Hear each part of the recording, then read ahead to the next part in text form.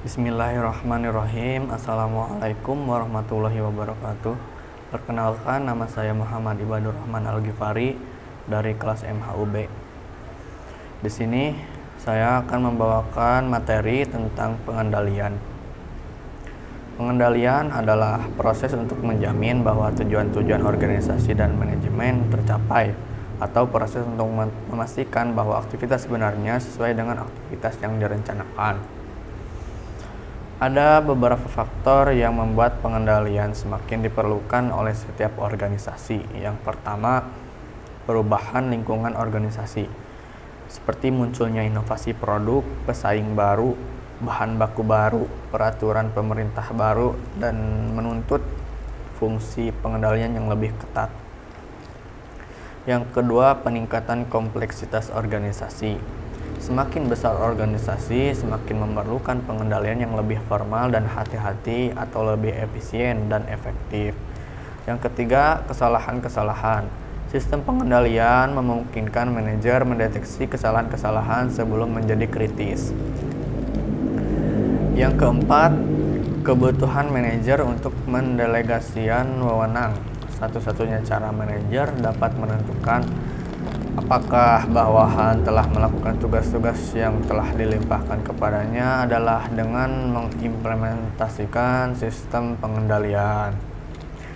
Selanjutnya ada jenis-jenis pengendalian. Yang pertama, menurut waktu pengendalian, ada pengendalian preventif dan pengendalian reseptif. Yang kedua, menurut objek pengendalian, ada pengendalian produksi, pengendalian keuangan, dan pengendalian manusia. Yang ketiga, subjek pengendalian. Ada pengendalian internal dan pengendalian eksternal.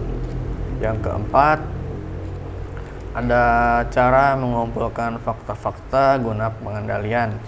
Ada peninjauan pribadi, pengendalian melalui laporan tertulis, melalui lisan, dan melalui laporan kepada hal-hal yang khusus.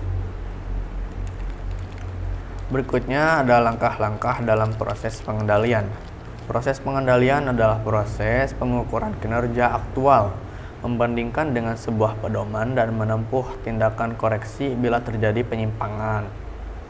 Langkah-langkah proses pengendalian adalah sebagai berikut. Yang pertama, menetapkan alat pengukur standar seperti standar fisik, standar moneter, dan standar waktu. Yang kedua, penentuan pengukuran pelaksanaan kegiatan. Berapa kali pelaksanaan seharusnya diukur, dalam bentuk apa pengukuran akan dilakukan, dan siapa yang akan terlibat. Yang ketiga, pengukuran pelaksanaan kegiatan, yaitu pengamatan, observasi, laporan-laporan baik lisan dan tertulis, dan metode-metode otomatis. Yang keempat, membandingkan pelaksanaan dengan standar dan analisa penyimpangan, seperti mengidentifikasi penyebab-penyebab terjadinya penyimpangan. Yang kelima, pengambilan tindakan koreksi, seperti mengubah standar, mengubah penguluran pelaksanaan, dan mengubah cara dalam menganalisa. Kualitas sistem pengendalian yang efektif adalah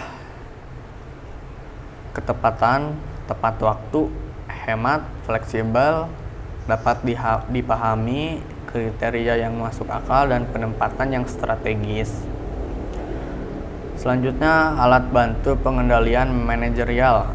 Yang pertama, manajemen by exception adalah manajemen dengan pengecualian memungkinkan manajer untuk mengarahkan perhatiannya pada bidang-bidang pengendalian yang paling kritis dan mempersilahkan para karyawannya atau tingkat manajemen rendah untuk menangani variasi-variasi rutin.